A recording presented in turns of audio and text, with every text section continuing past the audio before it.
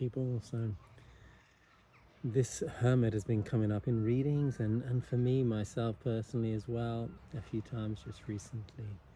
And so just throwing, I'm trying to ask the same odd questions or maybe different questions, or look a little bit deeper into the questions that this hermit card brings out. One of the simple things I looked at when I was looking at the image is, hey, am I this straight, upright, old, mature guy lighting up a path for humanity to follow? And I go, no. Do I feel like that? No, I don't. Maybe some of you see me as a little bit wiser than I see myself. But then I was looking into the card and going, no, I don't feel wise, but I can tap into wisdom, and I have tapped into wisdom, and I know where it is, and I know how to find it, and I know that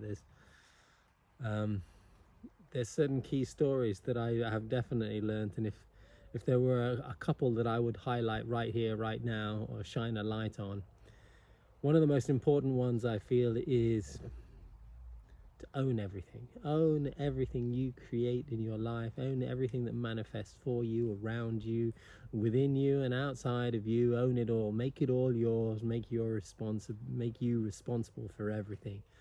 Not so that you can load yourself with blame and shame, but so that you can empower yourself with the ability to choose. Because the responsibility, or taking responsibility for everything that we are in this world and everything that we both attract into this world and create and apparently co-create with others in this world, is really claiming that consciousness, or claiming the knowing that the core source of all creation that we see and experience as individuals starts off in here. Now, we might not consciously create all the things we do. We definitely don't consciously attract everything that's coming into our life. But the more we can see ourselves, the more we look at ourselves with honesty, the more we allow ourselves to be seen by other people, the more able to be open and vulnerable we are, the more honest we are with ourselves, so that we can see who we are, how we react, how we act, and all of the conditioning that goes on inside of ourselves. The more we see, the more we have the ability to choose, the more we can switch off autopilot, the more consciousness we can bring into our actions and our reactive self.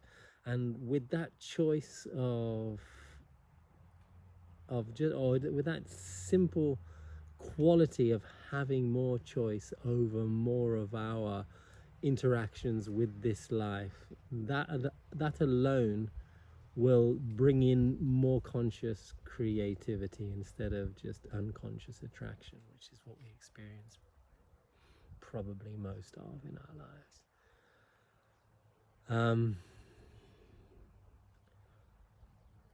I have definitely not successfully taken responsibility for everything in my life, but I'm trying to more and more, and it's one thing that I remind myself every single day: make it all you, make it all about you. It's not a selfish make it all about you. It's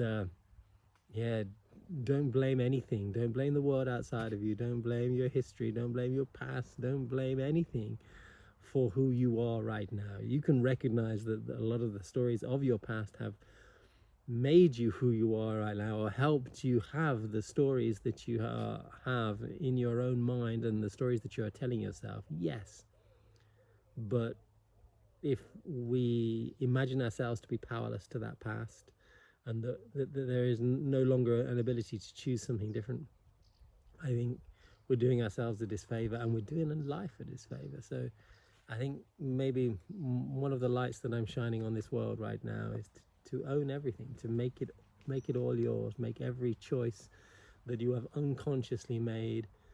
Own it all. Own it all, so that you can then choose to change all of the consequences that come from those unconscious choices, and all of the future that awaits us to attract and create with much more love and much more conscious awareness. In my sessions, I help people do this all the time, and I help people have a different perspective to life and to themselves, so that we can practice letting go of the fight that we have towards ourselves, towards life a lot of the time, and start accepting that we don't need to fight ourselves. We just need to learn to embrace ourselves and make the changes. Because with the struggle and the conflict that we see and feel everywhere, this is always kind of a perpetuating cycle that brings us definitely into more negative mindsets towards ourselves and towards the world. And one of the more beautiful things I've learned is to let's reframe things positively, not with denial in the story, but with a conscious choice to, hey, if I can see this with light, with clarity, then it is automatically more positive, no matter how dark it might appear to be. And with that perception, everything can change. Your feelings change, your body changes, and your reality changes from one moment to the next, and from every single moment onwards. What light have you got to shine on? I don't know, is there anything that you've learned in this world that's worth sharing? Even if you haven't learnt it completely like me. Much love to all.